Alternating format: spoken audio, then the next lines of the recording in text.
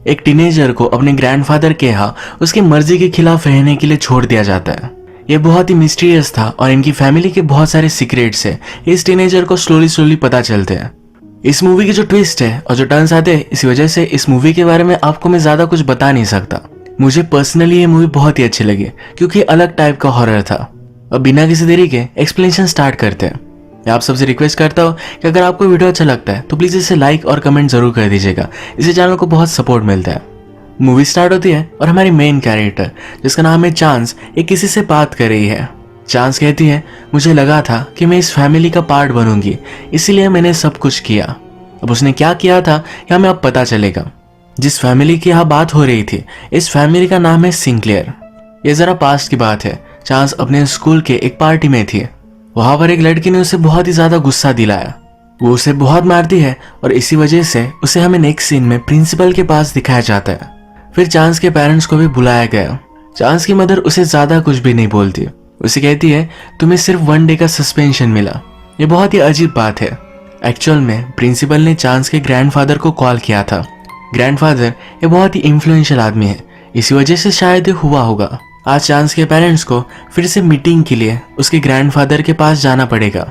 थोड़े दिनों पहले उसका बर्थडे था जिस पर उसकी एंट आ नहीं पाई। एंट का नाम है अप्रैल। वो उसे एक गिफ्ट भेजती है जो एक चाकू है। ये बहुत ही अजीब था तो चांस की मदर उसे चाकू ले लेती है। चांस को एक सिस्टर है तो मदर कहकर जाती है कि इसका अच्छा सा ख्याल रखना। रात में हम चांस को ब्लड ट्रांसफ्यूजन करता हुआ देख सकते हैं, पर ये अजीब तरीके से हो रहा है। ये वेन्स में से नहीं है तो डायरेक्टली फ्लैश में डाला गया है। अगले दिन चांस की मदर वापस नहीं आई क्योंकि उसका काम और भी बढ़ गया। वो जब स्कूल जाती है तो जिस लड़की को उसने मारा था इससे फिर से उसकी बात होती है। ये लड़की कहती है, मैं तुम्हारी फैमिली को बर्बाद कर दूंगी, तुम सिर्फ देखती रहना। चांस ने कहा, अगर और भी तुमने कुछ कहा तो फिर से मैं तुम्हें मारूंगी। लड़की सुनी नहीं और चांस उसे फिर से बहुत मारती है। फिर से प्रिंसिपल का कॉल चांस के पेरेंट्स को गया। नेक्स्ट सीन में हम देखते हैं चांस के पेरेंट्स चांस के ग्रैंडफादर के साथ है। ग्रैंडफादर का नाम ऑगस्ट है। इस मूवी में सिंगलर फैमिली के जो भी सब मेंबर्स हैं इनके नाम मन से स्टार्ट होते हैं। चांस की मदर का नाम है जून। जून अपने फादर अगस्त से कहती है कि आजकल हमारी सबकी कंडीशन बहुत ही खराब है। जून के ब्रदर और सिस्टर्स है, कहती है कि वो भी बहुत ही वीक लोगों पर प्रे कर रहे हैं। अब इस इंफॉर्मेशन से हमें पता चलता है कि ये वैम्पायर की फैमिली है। हमें प्रीवियस सीन में दिखाया गया था कि चांस को ब्लड ट्रांसफ्यूजन लगा। इसके बाद अभी जून ने कहा है मेरे ब्रदर और सिस्टर ये वीक पर प्रे कर रहे हैं, यानी कि उन्हें खा रहे हैं, उनका खून पी रहे हैं। ग्रैंडफादर यानी कि अगस्त जिस तरह से सब मैनेज करते हैं, इससे जून को प्रॉब्लम है। कहती है कुछ ना कुछ तो चेंज होना ही चाहिए। अगस्त इसके लिए मानने नहीं वाले। जून कहती है कि अब मुझे इस फैमिली से दूर रहना चाहिए। उसकी फैमिली है जिसकी वो केयर करती है। एक्चुअल में जून का हस्बैंड इस सिंगलर फैमिली का मेंबर नहीं है। वो अपनी फैमिली के साथ कहीं दूर रहना चाहती है। अगस्त कहते हैं कि हमारी फैमिली में ऐसे किसी को भी अबेंडन नहीं करते। जून मानने नहीं वाली तो उसे कहते हैं कि हम 100 हार्वेस्ट करेंगे, इसके बाद तुम फ्री हो जाना। यहाँ पर हार्वेस्ट का मतलब ये है कि वैम्पायर्स की एक सेरेमनी होती है। इस सेरेमनी के अकॉर्डिंग वो सब पावर्स ड्रॉ करते हैं और पावरफुल बन जाते हैं। इस तरह से 100 ईयर्स तक ये सेरेमनी करेंगे तभी जून फ्री होगी। जून इसके लिए भी नहीं मानते। अगस्त कहते हैं कि तुम सिर्फ एक हार्वेस्ट करना और तुम्हारी बड़ी बेटी को हमेशा के लिए मेरे पास छोड़ देना। इसका मतलब है वो चांस को भी पावर देना चाहते हैं। जून बहुत ही फ्रस्ट्रेटेड थी तो इसी वजह से इस डील के लिए मान जाती है। उसे जो फ्रीडम मिलेगा इसीलिए उसे अपनी खुद की बेटी देनी पड़ेगी, पर इसके पास एक प्लान है। वो फिर चांस को स्कूल से निकालती है और डायरेक्टली ग्रैंडपा के पास लेकर आती है। चांस को सही नहीं लगता, वो यहाँ नहीं रह सकती। वो कहती है मैं जो भी ट्रबल करती थी इस तरह के ट्रबल फिर से कभी भी नहीं करूंगी, मुझे सिर्फ तुम्हारे साथ रहने दो। जून कहती है ग्रैंडपा अगस्त बहुत ही स्मार्ट है, तुम उससे कुछ चीजें सीख सकती हो, इसे तुम एज अ पनिशमेंट मत समझो। उन्होंने चांस को स्कूल से भी निकाल लिया है और अब उसे वो होम स्कूल करेंगे। ये सब चांस की मर्जी के खिलाफ हो रहा था तो अगस्त उसे समझाते हैं ये जो भी है ये तुम्हारे लिए बहुत ही इंपॉर्टेंट है। अगर तुम चाहो तो कभी भी यहाँ से जा सकते हो, पर तुम फिर फैमिली का कभी भी पार्ट नहीं बनोगे। एक दिन चांस यहाँ से भाग रही थी पर उसे उसके अंकल नवंबर ने रोक लिया। उसके अंकल उसे कहते हैं अगर तुम शायद धूप में चली गई तुम्हारी स्किन बर्न होने लगेगी। चांस को ये पता है पर ज्यादा कुछ वो सन में नहीं रहती थी। उसे इस बात का ज्यादा सीरियसनेस नहीं था। उसके अंकल उसे कहते हैं कि 1 घंटा भी अगर तुम इस सन में रही तुम्हें इतनी तकलीफ होगी कि लगेगा कि खुदकुशी कर लेनी चाहिए। उसे समझाते हैं इस फैमिली में तुम्हें पावर और स्टेटस ये सब कुछ मिलेगा। चांस को ये सब नहीं चाहिए था, उसे डिजाइनिंग वगैरह ये सब चीजें सीखनी थी। उसके अंकल फिर उसे एंशिएंट हिस्ट्री की बुक दिखाते हैं। इस बुक में बहुत ही अजीब अजीब चीजें थी। चांस स्लोली सिंक्लेयर फैमिली के बारे में जानने लग जाती है। वो अपने ग्रैंडपा अगस्त से पूछती है कि हम है कौन। अगस्त कहते हैं कि दुनिया में जो भी गलत है इसे हम सही करते हैं क्योंकि हमारे पास बहुत सारा टाइम है। एक्चुअल में वैम्पायर्स थाउजेंड्स ऑफ ईयर्स तक जी सकते हैं, इसी वजह से सेंटेंस था। हमारे पास कुछ गिफ्ट है जो किसी के पास भी नहीं। अब इसके बाद मूवी में 1 साल बीत चुका है। फिर से हार्वेस्ट का दिन आ चुका है, यानी कि उनकी सेरेमनी। आज चांस किचन में आए तो वहां के शेफ को देखकर डर गए क्योंकि वो वहां नया था। वो चिल्लाए तो उसके पास उसके मदर फादर आए। उन्हें देखकर वो सरप्राइज थे। आज वो भी हार्वेस्ट के लिए आए हुए हैं। जैसे कि मूवी के फर्स्ट में हमने देखा था कि चांस से कोई बात कर रहा है। ये लड़की चांस से कहती है कि आज की रात का 5000 सालों से वेट हो रहा था। इसके बाद मूवी में चांस ने जो शेफ देखा, इस कैरेक्टर की स्टोरी हमें पता चलेगी। इसका नाम सिडनी है। सिडनी को रात में अजीब अजीब से सपने आते हैं। वो एक जगह पर एज ए शेफ काम करता है। उसका बॉस उसे जिसको भी मारने के लिए कहता है उसके फूड में पॉइजन मिलाकर उसे मार डालता है।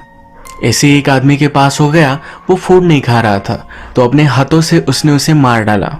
सिडनी को एक आदत होती है, हमेशा एक फूड ट्रक के पास जाकर वहां से वो कॉफी लेकर आता है। 4 सालों से हर दिन वो यही जगह पर आकर कॉफी लेता है।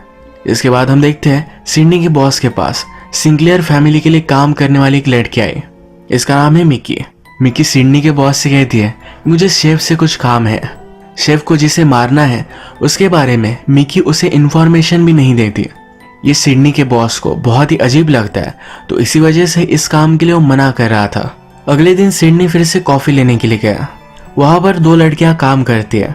एक का नाम है मे और दूसरी का नाम है डकोटा। डकोटा को लगता है कि सिडनी मे को पसंद करता है। वो उसे कहती है कि फाइनली उसे डेट पर तुम पूछ ही लो। ये बात सुनकर सिडनी बहुत ही ऑकवर्ड हो गया। जब वो फिर से अपने रेस्टोरेंट में आया तो वहां पर जून और उसके कुछ साथीदार है। जून सिडनी को अलग अलग पॉइजन दिखाती है और सिडनी उसे पहचान भी लेता है, यानी कि वो अपने क्राफ्ट में बहुत ही माहिर है। वो फिर उसे कहती है कि आज रात तुम्हें मेरे लिए काम करना है। वो अब अपने फादर अगस्त को मारने वाली है। उनके खाने में पॉइजन मिलाने का काम वो सिडनी को देते हैं। सिडनी का बॉस कहता है कि तुम्हें एक काम नहीं लेना चाहिए। तभी जून सिडनी के बॉस पर ही एक चाकू लगाकर उसे काम करवाने के लिए मजबूर करती है। इसके बाद सिडनी काम करने के लिए मान गया।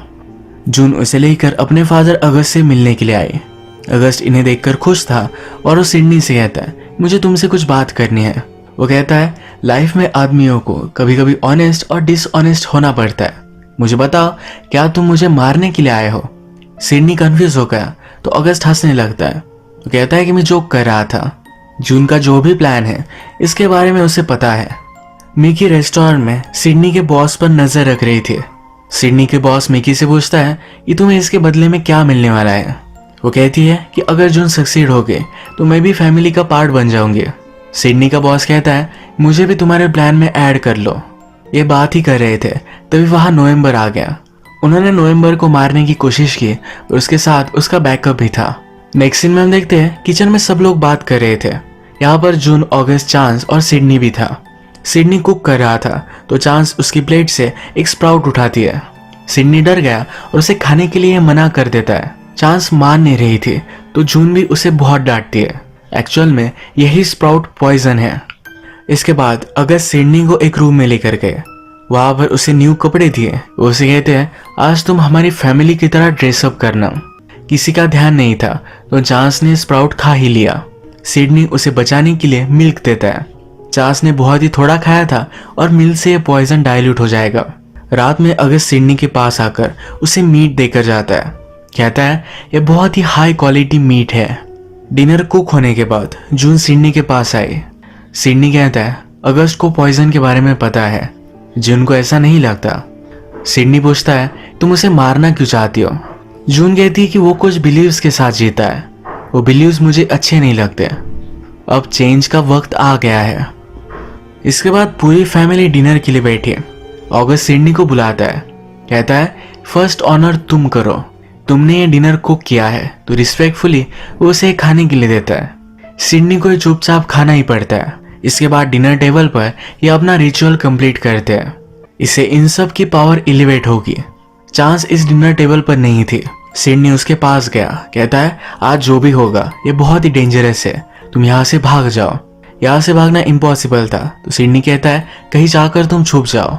रिचुअल के बाद भी अगस्त ने अपनी प्लेट में से कुछ भी नहीं खाया। वो ये प्लेट जून को देता है, कहता है मेन कोर्स के लिए मैं अपनी भूख बचा कर रखना चाहता हूँ। जून ने ये खाने का प्रिटेंड किया, पर ये वो निगल नहीं पाई। अगस्त का शक कन्फर्म हो गया। वो जून से कहता है कि तुम अपनी सफाई में क्या कहना चाहती हो।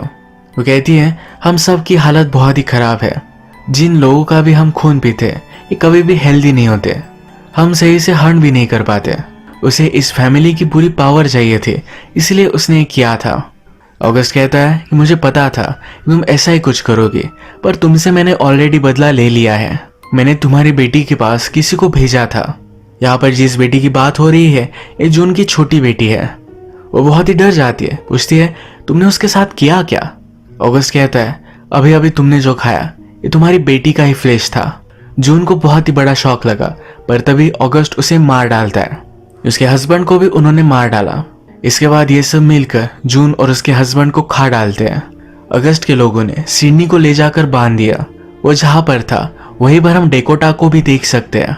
सिडनी पूछता है तुम यहाँ क्यों हो। डेकोटा कहती है उन लोगों को लगा कि तुम मुझे लाइक करते हो, इसी वजह से मुझे और मेरी फ्रेंड को उन्होंने किडनैप कर लिया। अब डेकोटा और सिडनी को ऊपर ले जाया जाता है। अगस्त सबसे कहता है कि सिडनी बहुत ही लॉयल है। अपने कॉन्ट्रैक्ट को कंप्लीट करने के लिए उसने खुद पॉइजन भी खा लिया था। अगस्त को लगता है कि सिडनी फैमिली का एक अच्छा पार्ट बन सकता है। वो कहता है अब हम देखेंगे सिडनी की लॉयल्टी कब तक टिकी रहेगी। उसने फिर सिडनी के बॉस को भी बुलवाया। अगस्त कहता है अगर तुमने अपने बॉस को मार डाला तुम्हें भी मैं अपने फैमिली में शामिल कर लूंगा। सिडनी करने नहीं वाला था, तो बॉस कहता है इसने तुम्हारा यूज किया है। जिन भी लोगों को तुम मारते थे इनका कॉन्ट्रैक्ट लेता था, सब पैसे वो खुद ले लेता था। सिडनी ये बात सुनकर डिस्टर्ब हो गया। तभी उसके बॉस ने उसे मारने की कोशिश की। सेल्फ प्रोटेक्शन के लिए सिडनी उसे मार डालता है। अब अगस्त इस गेम को चेंज करता है। वो डकोटा से कहता है अगर तुमने चांस को मार डाला तो तुम्हें मैं छोड़ दूंगा। चांस उन्हें कहीं मिल नहीं रही थी, तो उसे ढूंढने के लिए अपने एक असैसिन को उन्होंने भेजा। चांस छुपकर 2 नाइफ्स उसके आंख में डाल देती है। वो कुछ भी देख नहीं पाती, पर फिर भी उसने चांस को पकड़ लिया। घसीटते घसीटते वो ग्रैंडपा के पास उसे लेकर आई। ग्रैंडपा चांस को भी एक प्रीपोजिशन देते हैं। कहते हैं अगर तुमने डेकोटा को मार डाला तुम्हें भी मैं फ्रीडम दे दूंगा। चांस इस पर सोचने लग गई। उसने नाइफ उठाई और डेकोटा को मारने लग गई। इस फाइट में डेकोटा ने चांस को मार डाला। अब मूवी के फर्स्ट में जो कन्वर्सेशन चांस किसी से कर रही थी ये मरने के बाद कर रही थी। ये एक अलग दुनिया में है जो ऊपर भी नहीं है और नीचे भी नहीं, मिडल में कहीं फ्लोट कर रही है। जिस लड़की से वो बात कर रही थी अब उसे पता चलता है कि उसकी सिस्टर है जो बड़ी हो चुकी है। चांस पूछती है कि ये कैसे पॉसिबल है। उसकी सिस्टर कहती है वैम्पायर्स के लिए टाइम में बहुत ही अलग चीज है। चांस को अब यहाँ सब चीजें क्लियर होती है। चांस की सिस्टर उसे बताती है कि हम सब वैम्पायर्स हैं। हजारों सालों से अगस्त ही हम सब पर राज कर रहा है। उसे मारने के लिए बहुत सारी कोशिशें हुई है, पर आज की रात ये सबसे ज्यादा इम्पोर्टेंट है। इसके बाद फिर से अगस्त सिडनी से पूछता है क्या तुम अब हमारी फैमिली ज्वाइन करना चाहते हो। सिडनी इसके लिए हाँ कहता है। अगस्त कहता है अब हमें तुम्हारी जरूरत नहीं है। तुमने ब्रेवरी दिखाई तो तुम्हें जल्दी से हम मार डालेंगे, पर डेकोटा और उसकी फ्रेंड को वो तड़पा तड़पा कर मारने वाले हैं। ये फिर इन सब को सैक्रिफाइस की जगह पर लेकर आते हैं। सिडनी को ये मारने ही वाले थे, तभी सिडनी काउंटडाउन करना स्टार्ट करता है। जब काउंटडाउन खत्म होता है तो सब लोग अचानक से मरने लग जाते हैं। काउंटडाउन खत्म होते पॉइजन काम करने लग गया है। एक्चुअल में सिडनी ने सबको पॉइजन कर दिया था। इन सब में से सिर्फ एक ही वैम्पायर बचती है जिसका नाम है अप्रैल। अप्रैल सबकी तरह कनिंग नहीं थी, उसे पावर नहीं चाहिए थी। वो सिडनी से पूछती है तुमने सबको मारा कैसे। सिडनी कहता है कि मुझे पता था अप्रैल जून को मारने वाला है। उसने एक्चुअल में जून को ही पॉइजन कर दिया था। मारने के बाद सब लोगों ने जून को टेस्ट किया, इसी वजह से ये सब पॉइजन हो गए थे। सिर्फ अप्रैल जून से प्यार करती थी, तो इसी वजह से उसे खा नहीं सकती थी। उसकी लाइफ बच गई। अप्रैल को ये पावर नहीं चाहिए थी, तो ये सब छोड़कर वो चली जाती है।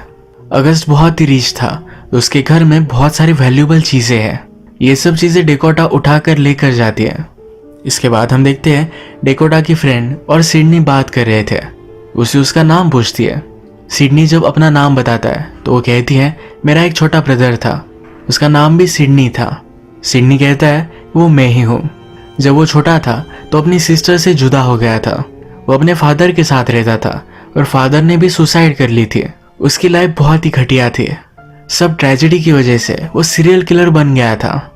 फाइनली उसकी सिस्टर से वो मिल चुका है और उसे अपनी फैमिली मिल गई।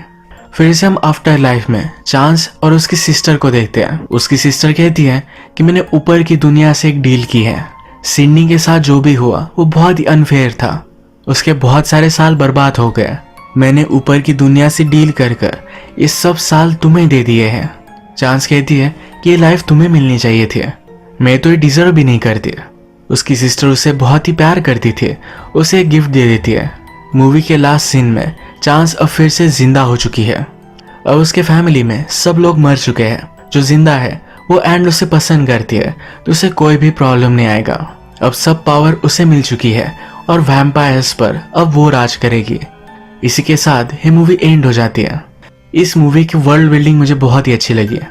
आपको भी अगर ये वीडियो अच्छा लगा तो प्लीज़ इस वीडियो को लाइक कर दीजिएगा। मैं बहुत सारी मूवीज़ लेकर आते रहता हूँ, तो प्लीज़ चैनल को सब्सक्राइब कर दीजिए। बेल नोटिफिकेशन आइकन दबाने मत भूलिएगा। फिर से मिलेंगे और एक नई मूवी के साथ। तब तक के लिए थैंक यू। आप अपने आप का ख्याल रखिए।